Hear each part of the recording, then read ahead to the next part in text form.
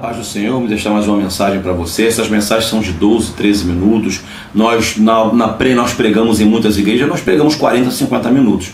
Amém? E nós podemos entrar mais no assunto. Aqui nós vamos apenas dar pincelada para você, Deus falar com você de alguma maneira. Eu vou deixar uma palavra para você agora, está no livro de Marcos, capítulo 8. Eu queria que você depois visse as referências. Marcos 8, a partir do versículo 10, que diz assim: E entrando logo Jesus no barco com os seus discípulos, foi para as regiões da Dalmanuta. E saíram os fariseus e começaram a disputar com ele, e pedindo-lhe para o tentarem um sinal do céu. Os fariseus começaram a perturbar Jesus. Olha o versículo 12. E suspirando profundamente, o Senhor Jesus, suspirou profundamente, contou de 1 a 10, e suspirando profundamente em seu espírito disse: Por que pede esta geração sinal? Em verdade vos digo que esta geração não se dará um sinal. Os fariseus perturbaram tanto Jesus, Jesus respirou profundamente, meu irmão. Jesus teve que segurar a onda ali, Jesus teve que contar de 1 a 10 ali, porque os caras estavam cutucando Jesus. Versículo 12. E deixando-os, tornou a entrar no barco e foi para outro lado. Preste atenção agora onde eu quero entrar. E eles se esqueceram de levar o pão, os discípulos. E eles se esqueceram de levar o pão, e no barco não tinha consigo senão um pão. E ordenou-lhes dizendo: Jesus percebeu que os discípulos tinham esquecido o pão e começou uma discussãozinha, começou uma desavençazinha, começou uma troca de acusações. E eles se esqueceram de levar o pão, o motivo da confusão, e no barco não tinha consigo senão um pão. E ordenou-lhes Jesus dizendo: Olhai, guardai-vos do fermento dos fariseus e do fermento de Herodes. Jesus estava dando uma advertência: olha, presta atenção, vigia aí, que daqui a pouco vocês vão brigar aqui dentro, Do lado de Jesus estava se iniciando uma confusão, uma discussão, uma briga. O versículo 16: E arrazoavam entre si, em outra tradução, e discutiam entre si, dizendo: É porque não temos pão. Eles começaram a discutir na frente de Jesus. Mesmo Jesus intervindo, mesmo Jesus mandando eles vigiarem, começou uma discussão. E Jesus, conhecendo isto, disse: Para que discutis? Nessa tradução, por que arrazoais? Em outra tradução, por que vocês estão discutindo? Que não tendes pão, não considerais nem compreendeis ainda, tendes ainda o vosso coração endurecido, tendo olhos não vedes, e tendo ouvidos não ouvis, e não vos lembrais quando partiu os 5 pães entre os 5.000, e quantos cestos cheios de pedaços levantaste? Disseram 12. E quando partiu os 7 entre os 4.000, quantos cestos cheios de pedaços sobrastes?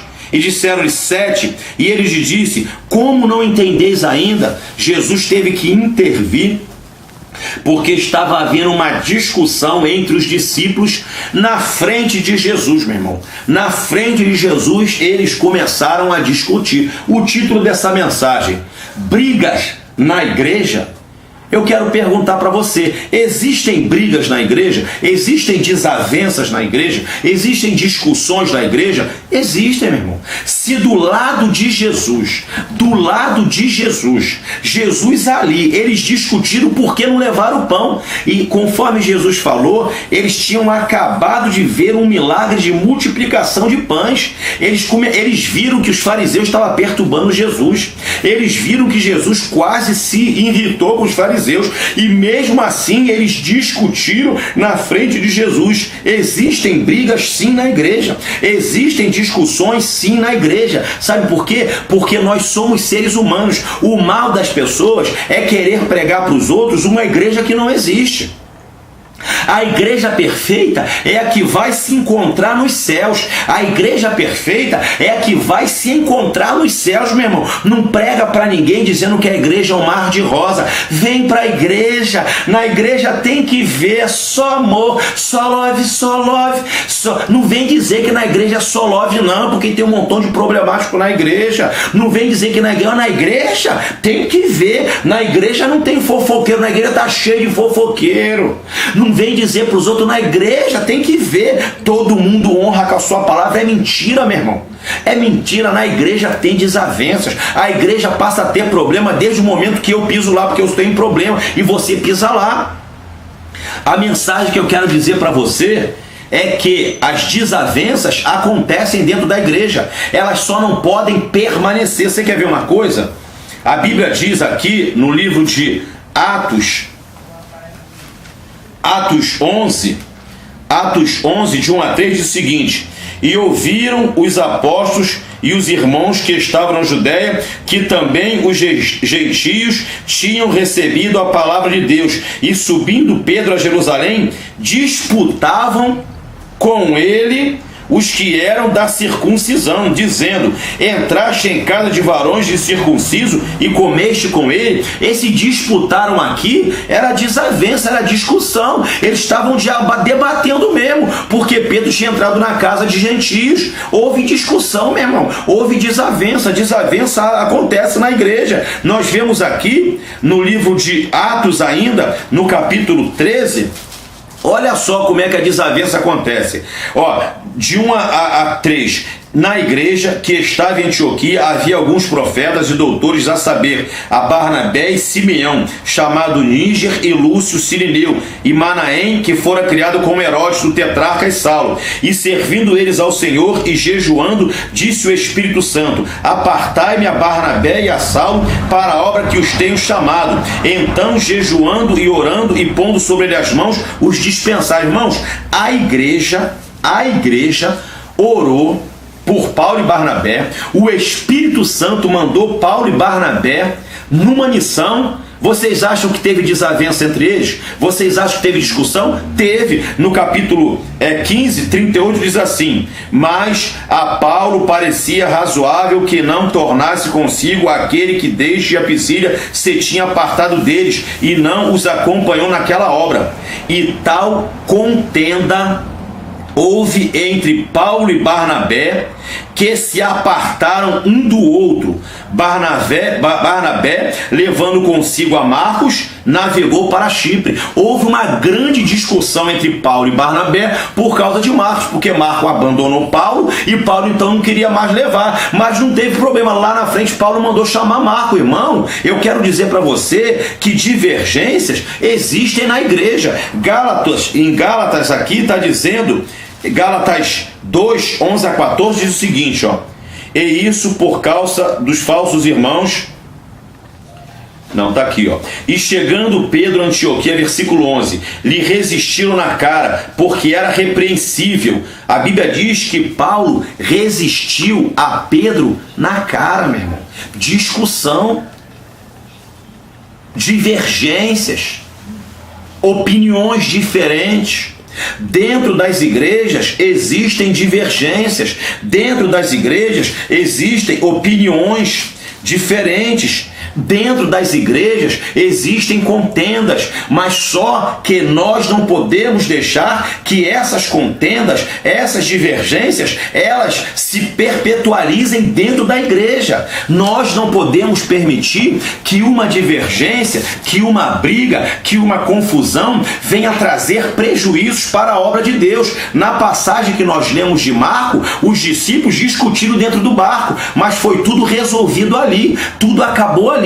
E lá na frente você vê que Jesus fez uma sequência de milagres. Jesus, depois dessa discussão, dessa divergência, lá na frente Jesus fez uma sequência de milagres. Por quê? Porque Jesus estava ali, meu irmão. Jesus interveio naquela discussão e o que aconteceu ficou por ali mesmo. O que aconteceu acabou ali mesmo. Sabe o que tem acontecido? Pessoas têm tido divergência dentro da igreja, pessoas têm discutido por opiniões diferentes, pessoas têm discutido. Nós vivemos em um país democrático, nós temos direito de expressar as nossas opiniões. Ninguém é o dono da razão. televisão, meu irmão. Tem um montão de doutor sabichão aí, que ele vê um versículo da Bíblia, ele diz que é assim e ninguém pode discordar. Sai de perto dele. É o doutor sabedoria. A Bíblia diz que o verdadeiro sábio esconde a sua sabedoria. Então, cada um tem que ter a sua opinião. A gente tem que orar, porque quem convence é o Espírito Santo de Deus. O que eu e você não podemos fazer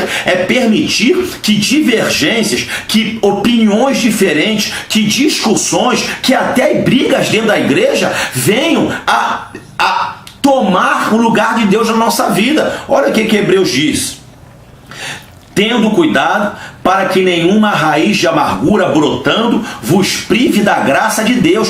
Quantas pessoas discutem, quantas pessoas têm opiniões diferentes, quantas pessoas têm divergências dentro da igreja, quantas pessoas têm divergências doutrinárias, e aquilo ali se torna uma briga, e era só para morrer ali e acabou. Olha, meu irmão, você discordou de mim, eu também discordo, vamos fazer o seguinte, vamos deixar isso para lá. O que eles fazem? Aquilo ali se torna uma inimizade, e daqui a pouco começa uma guerra, daqui a pouco começa uma briga, daqui a pouco sabe o que acontece? Começa a ficar brigando na televisão, e em vez de estar pregando o evangelho, uma discussão, uma divergência, começa um a ficar usando um programa de televisão que gasta milhões para ficar acusando o outro. Vai pregar a palavra de Deus, meu irmão. Eu fico vendo aí pessoas que Deus tem usado poderosamente, o tempo que ele perde para ficar jogando piada um pro outro, ele estava pregando a palavra. Eu quero deixar um recado para você que teve alguma divergência, que teve alguma briga, que teve alguma divergência doutrinária. Olha o que Jesus falou em Marcos 9, versículo 42. E qualquer que escandalizar um destes meus pequeninos que creem em mim, melhor lhes fora que lhe pusessem ao pescoço uma grande pedra de moinho e que fosse lançado no mar. E se a tua mão te escandalizar, corta. Melhor é para ti entrares na vida aleijado do que ter nas duas mãos ires para o inferno, para o fogo que nunca se apaga, onde o bicho não morre e o fogo nunca se apaga. Irmão, olha só, Jesus, depois você leia Marcos 9, do 42 ao 50, Jesus falou: ai daquele, é necessário que venham os escândalos, mas ai daquele por quem vem o escândalo. Cuidado para a tua briga, cuidado para a tua divergência doutrinária, cuidado para a tua discussão dentro da igreja, você não fazer alguém desviar da fé. Cuidado para essas briguinhas, essas intrigas dentro da igreja, porque nós estamos perdendo o temor de Deus. Nós agora brigamos na frente do novo convertido, que se dane que ele vai desviar, que se dane que ele é novo convertido. A pessoa chega dentro da igreja, ele olha para nós e ele entende que nós somos cristãos, nós parecemos com os Cristos. Eles vêm do mundo de prostituição, no mundo de droga, no mundo de pecado, e chega dentro da igreja e ele olha para nós e nos vê como sal da terra. Daqui a pouco ele começa a ver briga dentro da igreja, divergência dentro da igreja, discussão dentro da igreja, e se ele vê que a discussão foi gerada ali, mas acabou, continuou tudo assim mesmo, ele continua firme na fé. Mas se ele vê que a nossa briguinha, meu irmão, está continuando, ele perde o referencial de Deus, ele perde o referencial da igreja. Eu encerro agora. Cuidado para a tua briguinha, cuidado para o teu orgulho, para o teu egoísmo não derrubar. Jesus falou em Marcos 9, é necessário que venha do escândalo. Aquele que fizer tropeçar um desses meus pequeninos, melhor lhes fora que amarrasse uma pedra no pescoço e lançasse no mar. Cuidado, meu irmão.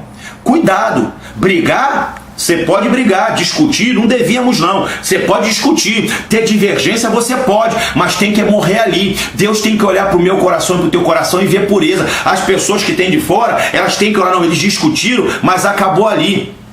O novo convertido, a criança, não pode olhar para mim, para você e ver ódio no nosso coração, e ver a gente cheio de ira, de ódio, de rancor. Isso pode fazer eles tropeçarem, e aquele que fizer um pequenino na fé tropeçar, Deus vai julgar ele. Cuidado, em o nome de Jesus, cuidado com as tuas briguinhas, com as tuas divergências, porque se eu ou você fizermos cair pessoas na fé, um dia Deus vai cobrar de nós. Pode passar o tempo que for, mas Deus vai cobrar de mim e de você. Deus abençoe.